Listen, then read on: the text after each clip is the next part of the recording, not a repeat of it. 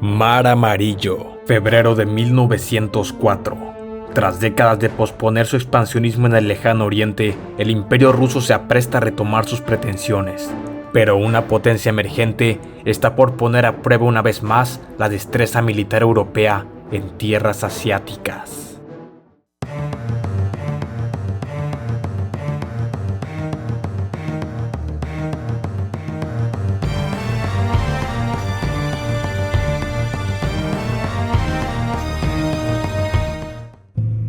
Extremo Oriente, segunda mitad del siglo XIX.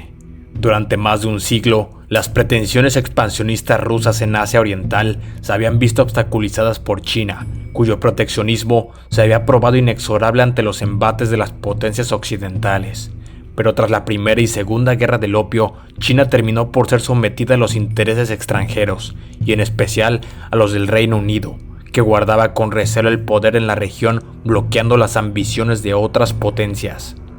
En este contexto, en 1858, el emperador Alejandro II consiguió la cesión del territorio chino al norte del río Amur.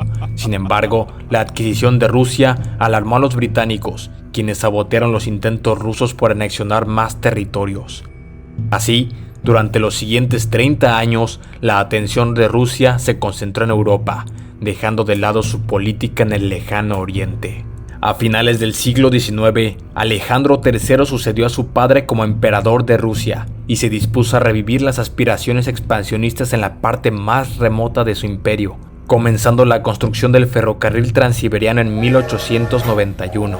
Para infortunio de los rusos, el panorama había cambiado drásticamente, ya que para entonces el imperio del Japón, que se había industrializado rápidamente tras la restauración Meiji en 1868, ya contaba con el poder para desafiar a la debilitada China. En 1894, la guerra sino-japonesa estalló, culminando un año después con la victoria nipona, la creación del Imperio de Corea como protectorado del Japón y la cesión de Taiwán. El triunfo nipón consolidó el rol del Japón como potencia asiática más poderosa y al mismo tiempo amenazó con cerrar las puertas a Rusia en el este de Asia, lo que por sí mismo volvió inevitable el conflicto entre ambos imperios. Aprovechando el vacío de poder dejado por China, varias potencias se unieron a la contienda por la supremacía regional. En 1897, Nicolás II, ya emperador de Rusia, obtuvo la concesión de Dalian, renombrándola por Arthur, mientras que Reino Unido, Alemania y Francia hicieron lo propio, apoderándose de varias ciudades costeras chinas. Pero para 1899, la depredación de los poderes extranjeros había revivado el malestar de los chinos, derivando en la rebelión de los Boxers. En 1901, tras la intervención de las potencias occidentales y el Japón, los Boxers fueron sofocados. Sin embargo, los rusos habían empleado a la rebelión como excusa para continuar con su política exterior expansionista, desplegando sus tropas en Manchuria y preparando la eventual invasión de Corea, protectorado del Japón. En busca de reafirmar su poder en el este de Asia, desde 1896, Japón implementó una política marcial, especializando sus tropas y aumentando en grande el número de sus soldados. Para 1904, ya contaba con una armada moderna y un ejército especializado que rebasaba los 200.000 hombres. Por su parte, Rusia, a pesar de disponer con más de 1 millón de soldados, estos se encontraban al otro lado del ferrocarril transiberiano, y sus guarniciones en el este de Asia apenas sumaban 80.000 hombres. Aún así, atacar a Rusia en sí misma no estaba en los planes de los japoneses, que más bien solo pretendían obtener una victoria decisiva que les daría la fuerza política para consolidarse como potencia imperial. Por otro lado, a pesar de que los rusos sabían del poder creciente del Japón, los intereses comerciales al interior del país forzaron al imperio a no enviar refuerzos a través de Siberia, manteniendo sus posiciones intactas e ignorando el preludio de la guerra. Así las cosas, en febrero de 1904, sin declaración de guerra previa, el emperador Meiji despachó a la principal flota japonesa bajo el mando del almirante Togo Heihachiro para atacar por Arthur y estableció un bloqueo naval. En respuesta, los rusos lanzaron pequeños ataques, tratando de romper el bloqueo, pero sin conseguirlo. Así, a pesar de que la flota rusa en Port Arthur y Vladivostok en conjunto tenía la misma magnitud que la japonesa, los nipones habían conseguido dividirlas, y dejarles sin posibilidad de recibir refuerzos. Para el mes de marzo, Meiji ordenó al prestigioso mariscal Oyama Iwao comenzar la ofensiva por tierra, desembarcando al primer ejército comandado por el general Kuroki Tamemoto al noroeste de Corea, en tanto que los rusos se preparaban a defender Manchuria. Así, el 1 de mayo, en el río Yalu, ambos ejércitos se enfrentaron, resultando en una victoria decisiva para Japón, siendo también el primer triunfo de estos contra un poder occidental. Ante las costosas derrotas, Nicolás II despachó al general Alexei Kuropatkin para defender el este. No obstante, más fuerzas japonesas desembarcaron en Corea, bajo el mando del general Oku Yasukata, formando al segundo ejército, derrotando a los defensores en Nanshan y separando a la guarnición de Port Arthur de las principales fuerzas rusas en Manchuria. A finales de mayo, el tercer ejército japonés, bajo el mando del general Mareshuke, desembarcó al este de Corea, junto a una división más comandada por el general Mishitsura, que a su vez formó al cuarto ejército. Siendo superado en número 10 contra 1, Kuropatkin inicialmente decidió retirarse al norte para esperar refuerzos de Europa, pero Nicolás II le ordenó recuperar el paso hacia Port Arthur, y en julio atacó a los nipones en Fukushima, solo para ser derrotado una vez más y forzar su retirada. En respuesta, la armada rusa en Vladivostok contraatacó, desplegando ataques contra los transportes japoneses, apoderándose del estrecho de Tsushima y neutralizando a la ofensiva japonesa por tierra. La maniobra rusa permitió a Kuropatkin reforzar sus posiciones, pero hacia finales de agosto fue encarado en Liaoyang por Tamemoto y el primer ejército japonés.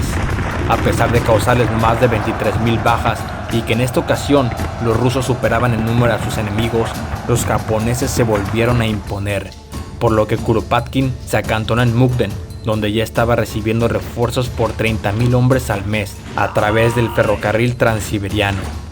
A estas alturas de la guerra, los japoneses comenzaban a agotar sus reservas, mientras que los rusos seguían ensanchando sus líneas con refuerzos de Europa, y el emperador Nicolás II aprestaba desde San Petersburgo el envío de la flota rusa del Báltico. De ahí que Kuropatkin decidió tomar la ofensiva en la guerra, enfrentando a los ejércitos japoneses en octubre de 1904 y enero de 1905. Sin embargo, en ninguna de las dos batallas hubo un vencedor claro. Simultáneamente, en el otoño de 1904, Mareshuke y el tercer ejército japonés trataron de romper sin éxito las defensas de Port Arthur. Sin embargo, las noticias de la salida en octubre de la gran flota rusa del Báltico hacia Asia Oriental hicieron a los japoneses doblar sus esfuerzos.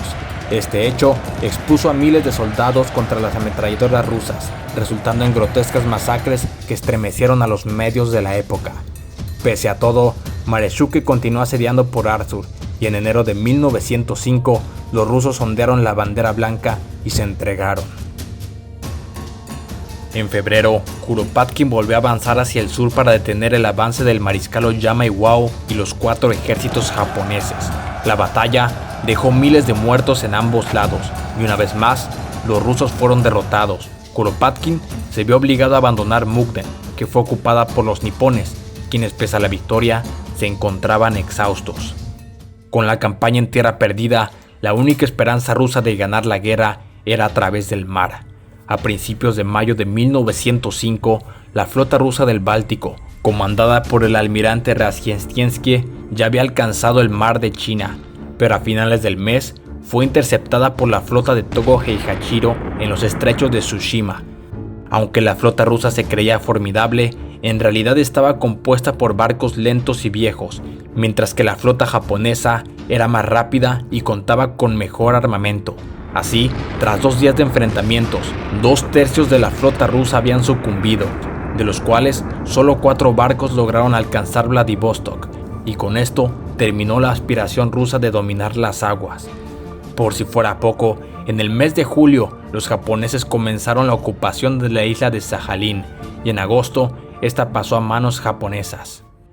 Para Rusia, la rendición de Port Arthur, seguida de la pérdida de Mukden y la devastadora derrota naval en Tsushima, atestiguó el desastroso curso de la guerra. Aún así, el emperador Meiji fue quien propuso la paz, Y es que con sus reservas agotadas y su economía profundamente dañada, estaba esperanzado a que el descontento al interior de Rusia empujara a Nicolás II a justificar la paz. De tal suerte, ambos emperadores decidieron aceptar la mediación del presidente estadounidense Theodore Roosevelt, y el 5 de septiembre de 1905 fue firmado el Tratado de Portsmouth en Estados Unidos, en cuyas cláusulas Rusia cedía el sur de la isla de Sajalín y por Arthur al Japón, además de evacuar sus tropas de Manchuria. Para Japón, la victoria afianzó sus aires de potencia imperial.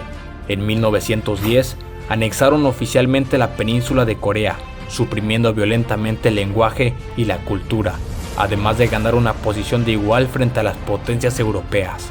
Por el lado ruso, la humillante derrota en Asia tuvo grandes repercusiones al interior del imperio, al grado de obligar a Nicolás II a proclamar el Manifiesto de Octubre, convirtiendo a Rusia en una monarquía constitucional y reafirmando el declive de la dinastía Romanov, que años después culminaría en la Revolución Rusa.